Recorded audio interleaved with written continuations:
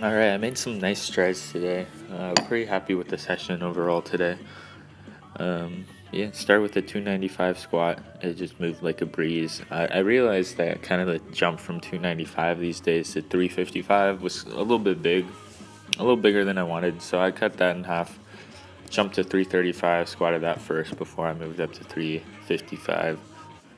Just figured I would like make the jumps a little nicer. And then 355, I got excited for this one. So I took it for 5. It felt good, especially the first couple reps felt great, and then the last couple I shifted back a little bit in the positioning, but nothing too crazy. Was overall satisfied with it. I did feel like some kind of knee tightness today, in like my right knee. Uh, so that was like something I kept an eye on. Overall, it like didn't hurt. There was no patellar pain, no tendon pain or anything like that. So that was my set of 5. Got excited. Felt very good about that. And then to close it out, made sure I get my 6 reps in total. Just did another rep. This one was quite good actually. Just down and up. I felt heavy, but I'm still kind of acclimating to the mid 300s. So I said I had some tightness in my right knee. It just felt kind of off. And then sure enough, when I did the Nordic quad extensions, which is the exercise you see here, this exercise gives a great stretch on the quadricep because it stretches from the knee all the way up to the hip. So it includes the hip flexors and everything involved in the quad and everything involved in knee extension and that whole front side of the leg. Sure enough, when I did this exercise, man, I felt a good stretch at the bottom. And once I got some reps in, things felt pretty good. So I did this instead of the deep squats today. Just because the deep squats, they only really stretch the muscles directly around my knee.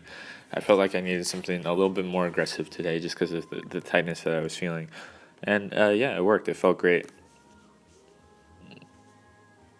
Yeah, I mean, not much more to say than that. But like, I think this is a great exercise because it puts the quad through like a full range of motion, and then the bottom, you can even stretch if you want to. But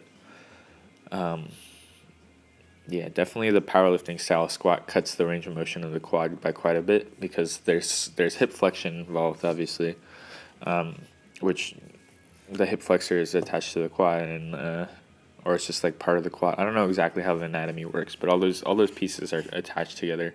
So any amount of hip flexion is something that takes away from quad stretch, and obviously if since it's a powerlifting style squat, it doesn't go all the way down. So even that cut in range of motion is preventing you from stretching the quad to its full length, or to even like as far as it could go with the squat. Pull-ups today felt good. Just did triples with 55 this time. So got the set of 6 with 50, and then bumped that weight up today. And then the third movement was the RDL. I love doing the RDL. It's just great. And since I bumped up the weight recently, it's been a lot more challenging. It actually pretty much zapped me today. Like I was I was basically completely out of energy after doing the RDL.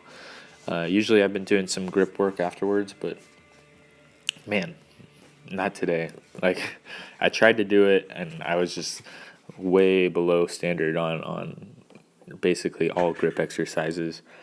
So I mean I tried to do it. I still put the effort in, still tried to give it a go, but I was just not able to hang on. Even though I used straps on my RDLs, so my grip should have been fresh, but just like my overall fatigue just wasn't too good. So all the grip stuff was just not great.